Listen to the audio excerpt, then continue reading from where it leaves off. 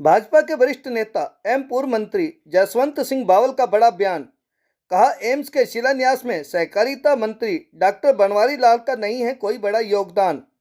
केंद्रीय मंत्री राव इंद्रजीत सिंह परिवार के मुखिया, शिलान्यास का श्रेय भी उनको। मुख्यमंत्री मनोहर लाल खट्टर का भी रहा है योगदान।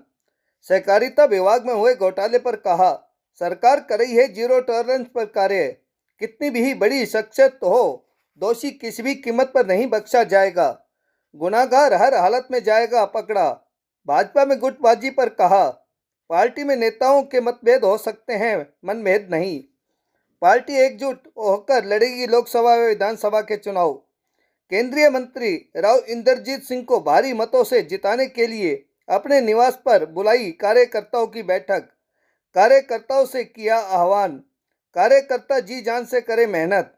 इस बार तोड़े जाएंगे जीत के सभी रिकॉर्ड। अपने निवास पर कर रहे थे पत्रकारों से बातचीत। रेवाड़ी से राजकुमार के साथ भानु शर्मा की रिपोर्ट। लोगों के मतभेद तो हो सकते हैं पर मनभेद नहीं है। जो भी आप कहते हो अलग अलग ग्रुप हैं, वो डेमोक्रेसी में अच्छी बात है। और जब चुनाव चलेगा तो सभी एक प्लेटफॉर्म पे आपको नजर आएंगे। कोई गुटबाजी भारतीय जनता पार्टी में आज के दिन नहीं है। सब मन भेद किसी का नहीं है, सारे एक है। लेकिन वोट भेद तो है। पिछले इलेक्शन में नहीं, साफ तौर पे देखने को मिला अब की बार जो चुनाव होंगे उसमें आप देखना सभी एक प्लेटफॉर्म पर आपको दिखाई देंगे। क्या विशेष अब की बार क्या डोज दी गई है संगठन की तरफ से जो एक नजर आएंगे? नहीं, संगठन की तरफ डोज नहीं। देखो, वक्त हालात होता है कई बार। आज हालात भारतीय जनता पार्टी के बहुत अच्छे हैं। चाहे वो धारा 370 हटी, चाहे वो राम मंदिर बना, चाहे वो एम्स की बात आई, चाहे वो दूसरे काम हुए। उससे क्या है कि भारतीय जनता पार्टी का आज छोटे से छोटा कार्यकर्ता बड़ा बुस्ट है। और जब कार्यकर्ता बूस्ट होता है तो जो नेताओं के जो छोटे मोटे मतभेद भी अगर होते हैं तो वो मतभेद नहीं चल पाते और सभी एकजुट होकर पार्टी के लिए काम करते हैं। मंत्री जी, हम मान लें कि आज से आपकी भी चुनावी तैयारी शुरू हो रही है। देखो, जब मैं अपनी चुनावी तैयारी करूंगा तो मैं आपको बुलाऊंगा। चुनाव अब तो फिलहाल एमपी चुनाव की हम तैयारियां कर रहे हैं कि किस तरह एक जो हमने टारगेट खासकर हमने लिया है कि बावल से पिछली बार से ज़्यादा वोटों से राव इंद्रजीत सिंह को जिता के भेजें।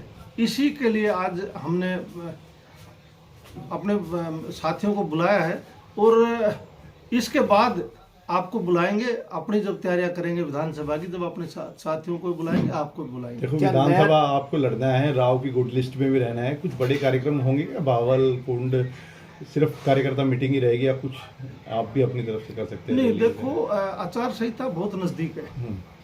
आज कार्यकर्ताओं से पूछ के कोई एक मीटिंग का हम प्लानिंग करेंगे, वो कुंड में या बावड़ में होगी, और एक हम करेंगे चुनाव में।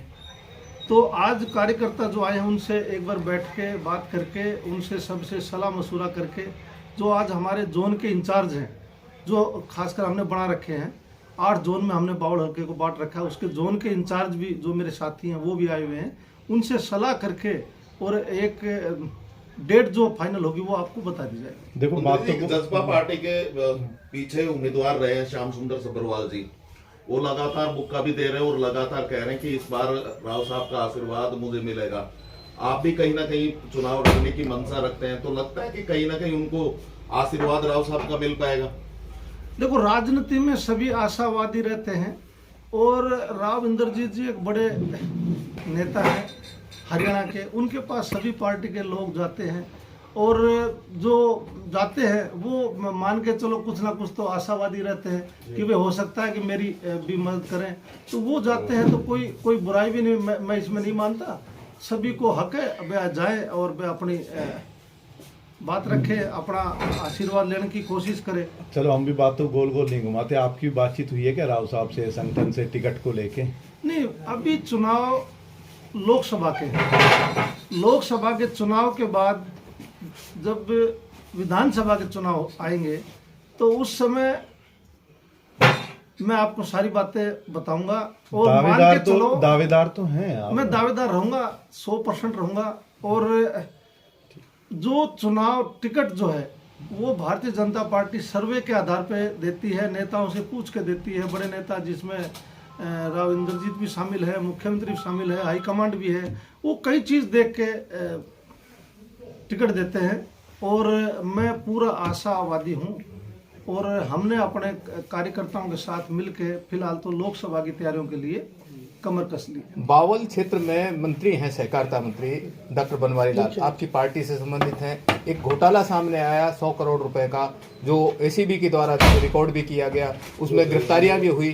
तो क्या मानते हैं ऐसे में जो आप रिकॉर्ड बनाने की जो बात कर रहे हैं उससे कितना प्रभाव पड़ेगा? कुछ देखो, एंटी करप्शन ब्यूरो इसकी जांच कर रहा है, कुछ अधिकारी पकड़े भी गए हैं और ये सरकार जीरो टॉलरेंस पे चल रही है। तो वो जो एंटी करप्शन ब्यूरो के शत्रुजीत कपूर जी हैं, जो डीजीपी हरियाणा भी हैं, तो वो भी बड़े ईमानदार हैं, उनकी ईमानदारी पे कोई शक नहीं कर सकता। मुख्यमंत्री भी जीरो टॉलरेंस पे है, उनकी ईमानदारी पे कोई शक नहीं कर सकता। राव इंद्रजीत भी जीरो टॉलरेंस पे चलते हैं, उनकी ईमानदारी पे कोई शक नहीं कर सकता। जब उनकी नेतृत्व की कोई ईमानदारी पे शक नहीं कर सकता, तो जो गुनाहगार हैं, मैं समझता हूँ सारे आएंगे, चाहे कोई कितना बड़ा छोटा हो, कितना बड़ा कोई, वो सभी। तो मंत्री की ईमानदारी पे शक है आपको? नहीं, मुझे कोई शक नहीं है। एंटी करप्शन ब्यूरो इसकी सबका जांच, नाम ले गए लेकिन मंत्री का नाम नहीं लिया। एंटी करप्शन ब्यूरो जांच कर रहा है और मेरे दायरे में ये है नहीं। एंटी करप्शन ब्यूरो वाले अपनी जांच में जो भी उनको लग रहा है उनमें है। अभी सरकार ने भी एक जांच बैठाई जो 1975 से सारी 95 से इसकी जांच करेगी और 1995 से अब तक सभी जिलों की एक इंक्वायरियां चली हैं और एंटी करप्शन ब्यूरो के जो चीफ है शत्रुजीत कपूर जी, वो स्वयं इस मामले को देख रहे हैं। देखिए, कल पवन जी का एक सवाल रह गया था, आप पूछो। कल चुनाव कमेटी का गठन हुआ है, तो उसकी घोषणा के बाद में राव इंद्रजीत सिंह साहब का भी नाम आया है उसमें, तो क्या वो उम्मीदवार फिर दोबारा होंगे लोकसभा? क्या मानते हैं आप? 100% चुनाव में उन्हीं उम्मीदवार वही रहेंगे। को टिकट देगी भाजपा? उन्हीं को भाजपा दे रही है। और मोदी जी जब आए तो मोदी जी अपना मित्र कह गए, वो इशारा आप समझो।